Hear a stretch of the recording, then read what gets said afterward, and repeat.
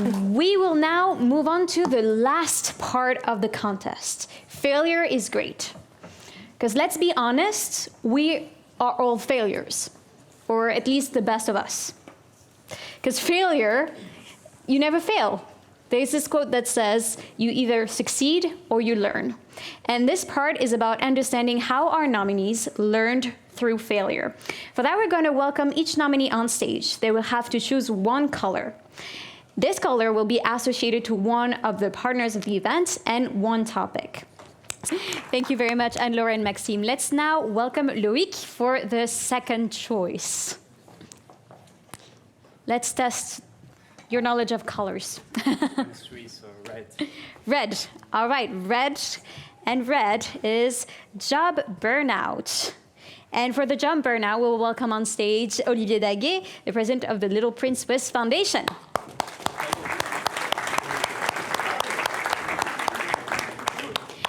You have 5 minutes to discuss the topic of job burnout related to failure. Burnout. You don't know what is burnout, I guess. You're too young, too energical. Close by. Yes, we have. It's a very personal question and tough question, talking about burnout. And it's a French word, actually, burnout. You know, and so have you experienced a burnout in your very long professional life so far? I don't think I experienced burnout yet, but I think I had some indicators in the past already.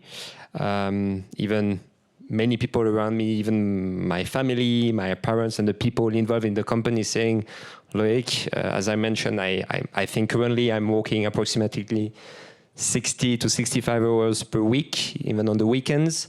And they told me, you know, Loïc, it's life, and working life is a marathon, it's not a sprint.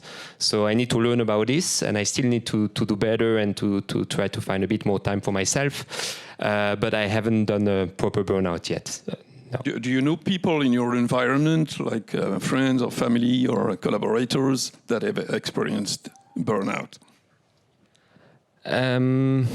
Not very close people to me, but I know some people that did. Most of them were working in the banking industry in London or in Paris, working until 2 o'clock in the morning and starting again at 8:30 in the morning, the same morning. But not some people that were that close to me, fortunately. Do you think it's a disease or it's a psychological phenomenon? Or?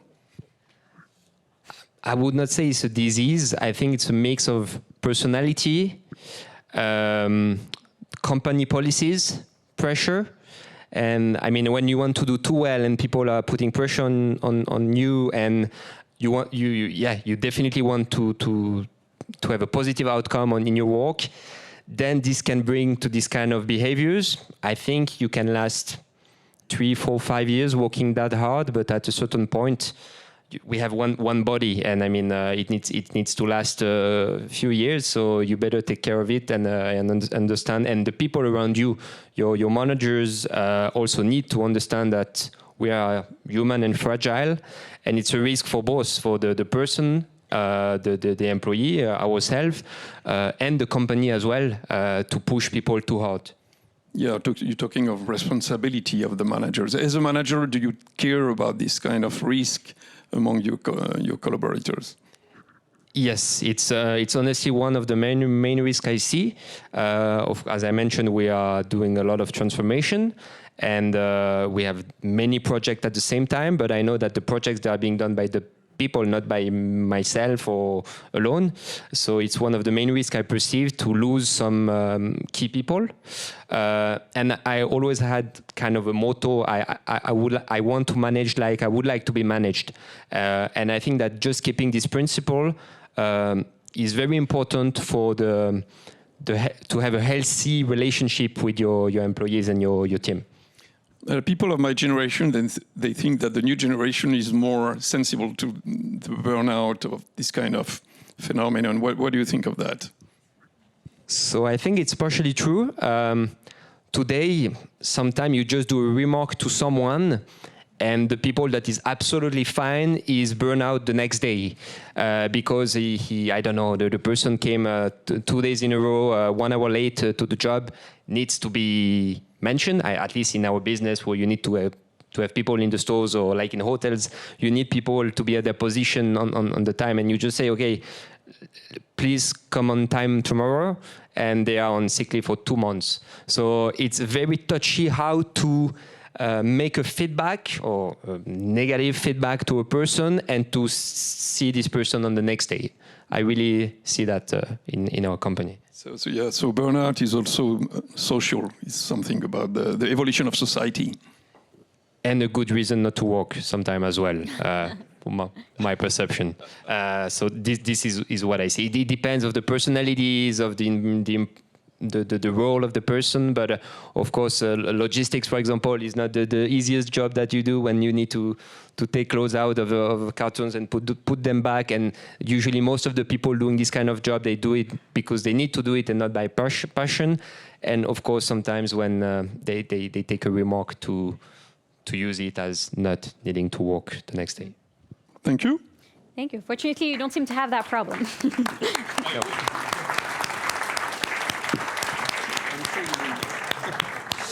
Let's welcome Joséphine back on stage for the choice.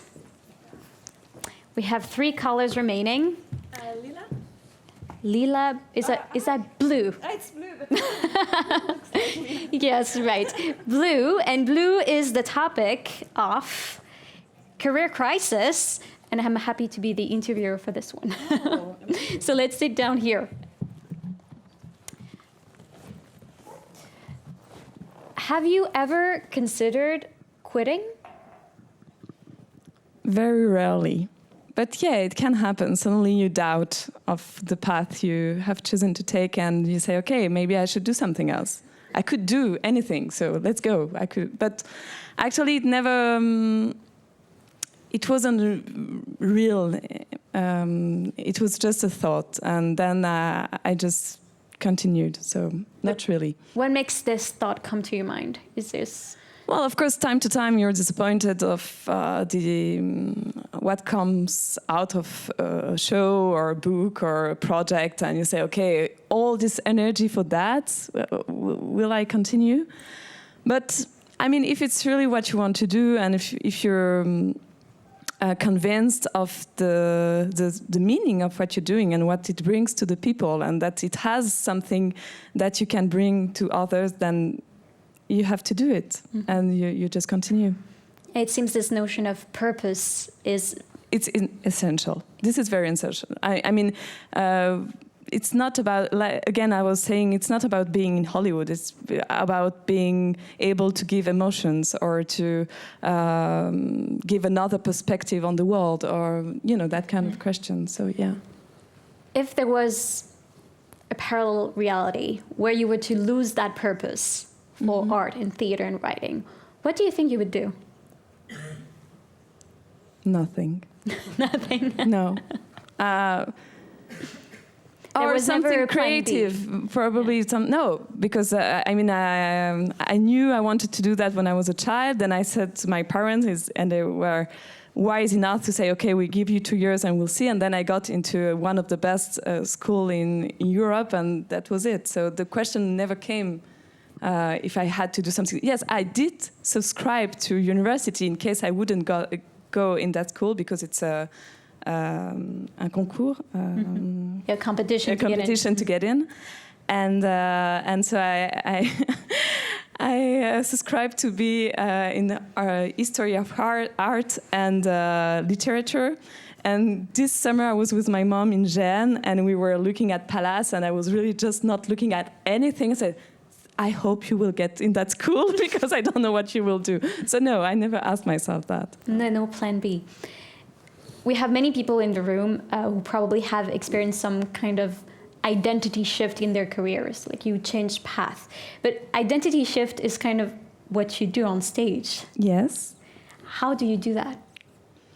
Well, because it's what I wanted to say about the thing, if you have to change the path.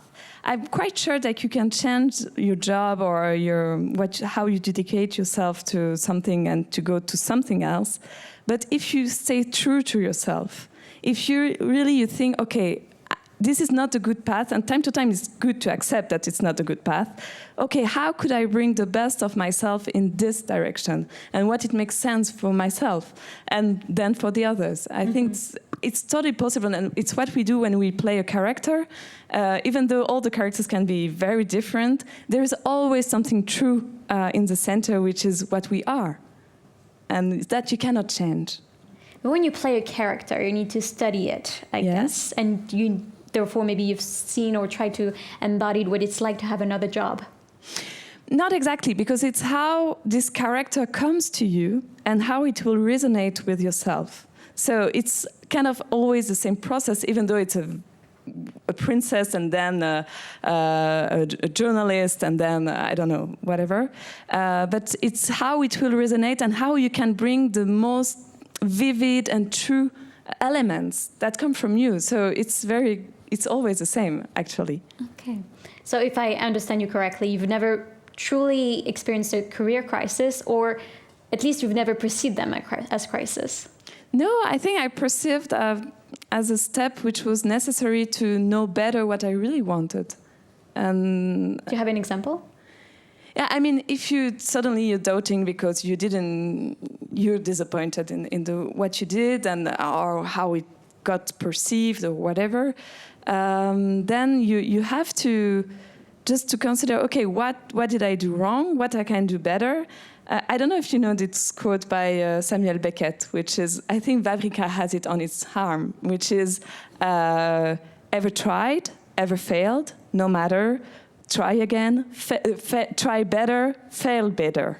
And that's it. So, okay, something went wrong. What can I change? And how can I continue to just be the truest of myself and to give the best? That's it. Thank you very much, Elizabeth.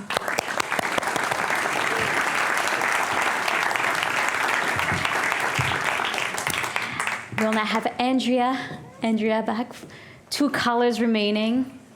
So, is it orange or is it yellow? Hello. Yeah, my favorite color is orange. So good. You were waiting if people were going to take it or not, but apparently you were lucky. And so we're going to talk about strategic errors with Max Bison, the director of LGT Bank. Director, not the director. Good evening, Andrea. So tonight we're going to talk about strategic error. So first question, what is strategic error for you? It can be many things. It can be, for me, as we have no story in the brand, we have to build our own story. We need to be really not strategic, but it's important for us to not make mistakes at the beginning. But I would say that's why also I have take some lessons about with my coach about leadership, because it helped me every day to use those lessons in the everyday life in the office, and help to make less strategic errors. But for me, it can be like communication. It can be misunderstanding about a process or other stuff. So we have to really learn about every topics in our company, and to be able to give that to the team with my own experience, little experience, and be surrounded with good people like that. Okay. And you mentioned before that the fundraising exercise was quite fast, less than a minute. So you were not necessarily expecting to have the amount of money to basically launch your brand or directly. So have you made a strategic error in the early days of the company? what I did is that Kickstarter is a lot of people said you can do a Kickstarter, it's easy, just put your project on the crowdfunding campaign and it will happen. And no, in fact, you need many months to prepare that. So that's to not make some errors. For example, I analyze a lot of Kickstarter projects, about 30 Kickstarter projects before making my own and seeing, for example, what they did. For example, they spoke about duties and taxes, for example, and some others didn't talk about that in their Kickstarter project. So who paid the tax, for example, when you import the watch? And this is important because if you have a goal of, for example, 80,000 Swiss francs and you just make 85,000 Swiss francs, so you are fully funded, then if you didn't say to the people, we offer tax, or then you can be, you don't have enough money to make your own adventure. So those things, the preparation is very important, and this was kind of, I didn't do a strategic error about that, but for example, I did once, 1 year after, because I'm not an expert in logistics, etc. So I did the wrong code on the website, and there was like 2,000 orders came to the wrong logistics center. So I was like, okay, I had to sleep on the floor at the office. I was alone, so okay, but I had to sleep on the floor for about 1 week to be able to find a solution quickly, because it was a pre-order, so people waited for the project. So yeah, that was my, but it's a learning, and then now I can say to the team, we have a process, and to not make the same error. Last week, I guess, was on Saturday, there was the launch of a very popular collaboration between Swatch and Audemars Piguet, the Royal Pop. Not to do some advertising here. So some experts in the industry say that it was a strategic mistake for Audemars Piguet because it might erode the brand awareness. So what's your view on this? Oh, this is difficult, but it's a great collaboration for me because it helps both brand on visibility and make it accessible, for example, for the public. But for me, the way of doing that by not, for example, making that online or sending some, tickets, so you can, like, there is a brand called Supreme who do that. They send tickets to the people, and people come on the right hours. So it can be 500 people, but I think it's important to prepare that kind of big events. So, and I think they knew it. I don't know, but it was a little bit, it damaged a little bit on the social media. I was seeing people in Milano making some bagarre, etc. So it was, but very dangerous. And I think it was a good thing, but for me, needs to be prepared differently. When you open to many people like that, yeah. But it's good for the Swiss industry, maybe. There's time for one last question. Yes. So, in your industry, in the watchmaking world, what has been the biggest strategic error you have seen? Not necessarily on your side, but from competitors. Maybe it's a common thing. It's to launch when something works, and you are like, so this kind of product can drive a lot of awareness, money, etc. You make it available in many different colors, many different references, and that's, for me, not good, because you cannot really talk about the product. What we do, for example, it's we launch one product, we launch a pre-order. People are welcome to order the watch only for 10 days, and then we don't overproduce the watch. But we produce, so people will wait, no waiting list, but people will have the watch. They will wait for that watch. And for me, it's like, so if this works, then we can say, okay, we will make maybe 3 more colors in the permanent collection, but it's something to take the temperature for our future collection. So, yeah, so we don't want to design. We have many ideas, but we don't want to release in all the different collections. Yeah. And it's important for the small team we have. We are 7. Only one girl is doing the operation. So if she has 50 references, it's impossible to manage, and that maybe will make some burnout or etc. Yeah. Okay. Thank you so much. Thank you.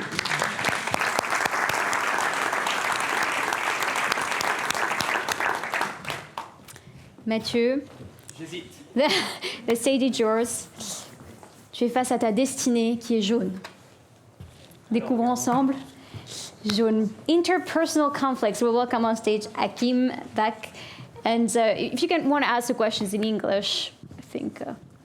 Je parle avec un expert en communication, j'essaie de le faire en français. Mathieu, vous vous retrouvez souvent dans des conflits interpersonnels? Quasiment tous les jours. Lorsqu'il y a d'un côté des croyances, on parlait en début de conférence, lorsque les clients n'écoutent pas les conseils, lorsque vous avez une entreprise qui lance un produit et qui a besoin d'un argumentaire ou qui a besoin de développer la bonne communication, on vous mandate, vous sortez vos plus beaux arguments et là, on vous dit « non, j'ai envie de faire différemment ». Et là, on entre dans des conflits interpersonnels. Et sachez une chose, c'est qu'une opinion contraire ne s'affronte jamais de face. Soit on l'adoucit, soit on la renforce. Et lorsque vous rentrez dans un conflit, il faut faire très attention de ne jamais faire un pas en avant, mais toujours un pas en arrière. Parce que sinon, les gens ne se sentent pas écoutés. Sinon... Donc ces conflits interpersonnels, j'en vis tout le temps, au boulot. Par chance, dans le privé, ça va beaucoup mieux. Mais j'en vis tout le temps au travail. Et le doute s'accueille, le conflit s'accueille. On a tendance à faire un pas en avant, à aller contre, mais c'est une erreur stratégique. Vous avez vécu une fois un conflit que vous aimeriez revivre parce que vous l'avez géré dans une mauvaise manière? Oh, il y en a plein. C'est tellement difficile de gérer un conflit à cause des émotions. Les émotions, elles vous brouillent votre capacité de perception. Il y en a un, toujours au travail. Je suis mandaté par une entreprise dans le domaine des systèmes de levage, donc très industriel, très technique. Et là, le grand patron me vend comme un conseiller commercial. Et il dit à ses gars, vous allez devoir apprendre à vendre avec Mathieu. Ce qui n'était pas vrai du tout. Mais la personne n'avait pas lu correctement l'offre, etc. Enfin bref. Et là, j'ai très mal géré le conflit. Pourquoi? C'est parce que les gens ont tout de suite été très agressifs, très menaçants. Mais pourquoi vous? On n'a pas besoin de conseils en vente. Vous avez encore de l'eau derrière les oreilles. Vous êtes tout jeune. Enfin, et là, plutôt que de comprendre, j'ai dit, vous avez tort. Je vais vous prouver que... Et ça a très très mal fini. Ça a très très mal fini, c'était du 8 contre 1. Donc je vous le donne en 1000 pour qui ça a mal terminé. Et il y a un autre conflit que je vivrai différemment en formation. Vous avez un comité exécutif formé et tout à coup vous avez le big boss qui rentre alors qu'il n'était pas prévu dans la salle. Mais le big boss rentre en disant j'ai envie de voir ce que vous leur dites. J'ai envie d'écouter.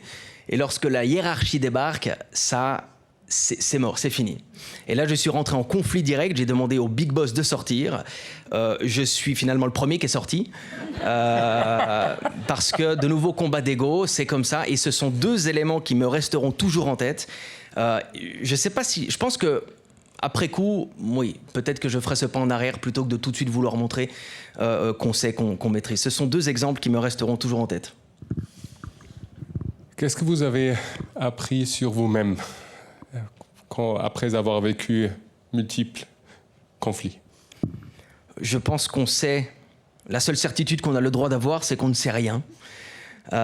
Et que finalement, nous sommes la somme de tous ces événements. Nous sommes la somme de plein de petites choses, la somme des humains que nous rencontrons, la somme des expériences que nous avons. Et cette capacité à prendre du recul, vous savez, dans la vie de tous les jours, j'aime beaucoup les oiseaux, parce que par nature, ils prennent de la hauteur. Et je pense que c'est ça qu'il faut apprendre à faire et que je dois toujours, tous les jours apprendre à faire, c'est prendre cette hauteur. Essayer de regarder le conflit sous différents angles. Vous savez, aujourd'hui, si je vous... Il y a cette fameuse photo du prince, je ne sais plus si c'est le En plus, c'est Prince Harry qui sort d'un taxi et il fait ce geste, je crois, et en fait, de profil, on a l'impression qu'il fait un doigt d'honneur à quelqu'un. Et pas du tout de face, c'est pas du tout un doigt d'honneur. Donc le changement d'angle permet vraiment de mieux comprendre. Et ça, c'est important, c'est l'enseignement que je m'efforce de me répéter tous les jours. Et vous avez dit que c'est important de gérer ses émotions. Comment on gère et on contrôle ses émotions pendant un conflit? Il y a un ami dans cette salle, il faut que je fasse attention à ce que je dis. Je ne vais pas parler de gérer une émotion. Scientifiquement parlant, une émotion, c'est une histoire de millisecondes. Ça apparaît et on doit vivre avec. C'est plutôt justement d'apprendre, on ne choisit pas ce qui arrive, on choisit la manière dont on réagit à ce qui arrive. Et face à un conflit interpersonnel au boulot, en famille, l'émotion est là. Est-ce que je la prends tout de suite? Est-ce que j'attends un moment? Vous savez, il y a une règle, un client m'a appris, pour gérer une émotion, si on peut dire qu'on gère une émotion, lorsqu'on répond à un email. Vous savez, vous recevez un email, vous l'avez ici. Et lui me dit toujours, quand je commence à écrire les mails, je coupe Internet. Parce que mon email va partir, mais il va jamais s'envoyer. Donc j'ai le temps de le relire, donc peut-être que je vais le modifier. Et en fait, encore une fois, je parlais des autres, cette prise de temps, cette prise de recul permet de gérer l'émotion, en tout cas de mieux la comprendre, de mieux la lire, j'en suis convaincu. Et peut-être une dernière question, comment on prépare quelqu'un pour un conflit interpersonnel? Je crois qu'il faut dire la vérité, il faut être prêt à souffrir, c'est-à-dire que c'est jamais drôle un conflit. On va le prendre au travail, on va le ramener à la maison, on va dormir dessus. Donc déjà, quand vous êtes... je prépare beaucoup de débats, par exemple, et les débats débordent tout le temps. C'est-à-dire qu'au début, on arrive à rester plus ou moins sur le fond et on attaque ensuite la forme. On vous reproche ce que vous avez fait, ce que vous êtes, on vous dit des bêtises, on vous attaque personnellement. Il faut être prêt à gérer l'émotion, ou en tout cas l'accepter. Il ne faut pas avoir peur, parce que les gens ne vous attaquent pas vous personnellement, ils attaquent ce que vous représentez, que ce soit moi, vous ou quelqu'un d'autre. On attaque la cause, ce qui est représenté, pas la personne. Et une fois qu'on a compris qu'on peut souffrir, mais que c'est totalement OK de souffrir, que les gens ne nous attaquent pas forcément personnellement, mais ce qu'on représente, ça permet déjà de dédramatiser un tout petit peu. Mais je crois que le pire dans les conflits interpersonnels, c'est ce langage du bisounours, de tout ira bien, tout va bien, parce que non, c'est faux, ça fait souffrir, mais c'est qu'une fois qu'on souffre qu'on peut commencer ce processus aussi pour aller mieux. Mathieu, merci beaucoup. Merci à vous.